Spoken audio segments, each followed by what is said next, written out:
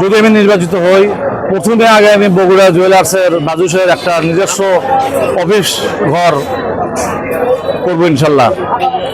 আর পূর্ব যেভাবে সদস্যদের পাশে ছিলাম, এবারও ইনশাল্লাহ পাশে থাকবো।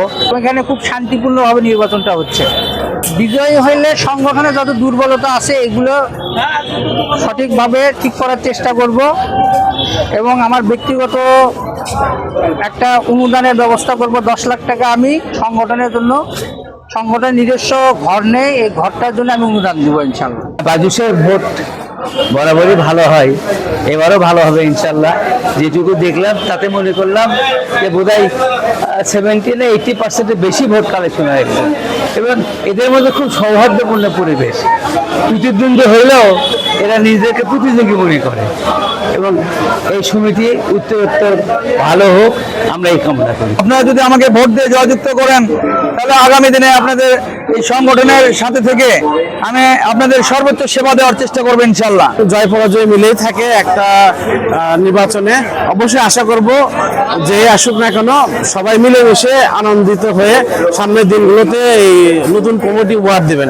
আল্লাহ যদি আমাদেরকে আজকে সাধারণ সম্পাদক পদে এই বাজুসের কাজ করার তৌফিক দান করে, আগামীতে আমি বাজুসের জন্য ভালো কিছু করব। আমরা একটা গোষ্ঠী, আমরা সবাই ভাই। এখানে জয় পরাজয় কোনো ব্যাপার না, এখানে জাস্ট একটা প্লে। আমাদের এটা একটা প্লে, আমাদের এই খেলাটা আজকে শেষ হবে।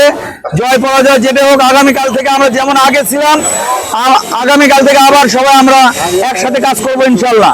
চোরাই কেনা বেচা যেগুলো হয় এবং আপনার এই যে লুকোচুরি, যেমন টুকেটাকি যে আপনার বাইরে থেকে আপনার স্বর্ণ নিয়ে আসা বেচা কেনা হয়, এগুলোর ক্ষেত্রে একটু খেয়াল রাখতে হবে। কিনবে একজন, সাজা খাটবে একজন, এটা নিয়ে যত পুলিশি হয়রানি এগুলো যত না হতে হয়, এগুলো আপনারা খেয়াল রাখবেন। আমাদের প্রধানমন্ত্রী আমাদের দেশ নায়ক জনাব তারেক রহমান সাহেব আজকে বাংলাদেশের প্রধানমন্ত্রী হয়েছেন। উনিও আজকে চাই যে প্রত্যেকটি জায়গায়, প্রত্যেকটি স্থানে, যে প্রত্যেকটি সমিতি নির্বাচন সুন্দর সুষ্ঠুভাবে হোক, এটাই পরিচালনা হোক এবং সুন্দর হোক, সফল হোক, এটাই আমরা প্রত্যাশা করি।